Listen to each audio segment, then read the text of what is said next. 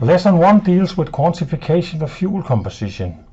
We will be discussing approximate and ultimate analysis of fuels, and we will be talking about how to quantify the S composition of a fuel.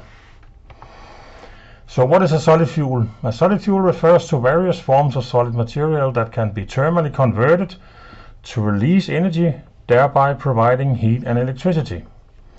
Some common samples of solid fuels include coal, peat, wood, corn, wet straw, and other types of grains. And the natural question is now, how do we characterize a solid fuel physically and chemically? First, we look upon the fuel approximate analysis, which determines the fuel content of moisture, volatile matter, fixed carbon, and ash content. This is a very rough physical characterization of the fuel. Beware that there are a number of different standards on how to do approximate analysis, and it's very, very important that you know what fuel you're working with before you choose the actual standard for your approximate analysis. In this case, for example, here's a procedure for how to do approximate analysis for coal, and you can see that they drive off the volatile matter in an inert atmosphere at 850 degrees centigrade. This is not going to work on a biomass. On a biomass, you have to be at a much lower temperature in order to avoid too much vaporization of stuff. Next step is the ultimate analysis, which determines the major elemental composition of a fuel, meaning the content of carbon, hydrogen, oxygen, sulfur, nitrogen, and in some cases also chlorine. Carbon and hydrogen are determined by burning the fuel in oxygen and measuring combustion products. Sulfur and nitrogen are determined chemically, and oxygen is typically determined by difference, meaning that oxygen is equal to 100% minus the rest of the elements. Beware that this might be a potential source of an error.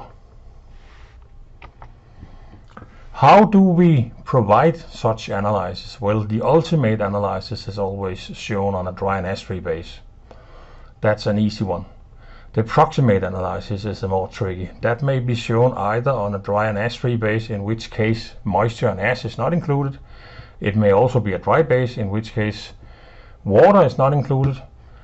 And it may be shown on an ash receipt basis, in which case both moisture, ash, volatile, and fixed carbon is included. How do the different elements of these analyses affect the system that we look upon? Ash content, for example. The ash content of a fuel will affect the dust emission from the plant, ash deposition inside the plant, the utilization and disposal of the ash, and the actual combustion technology. The ash melting behavior will affect the plant operation, the actual combustion technology, the process control system, deposit formation inside the system, and also corrosion going on inside the system.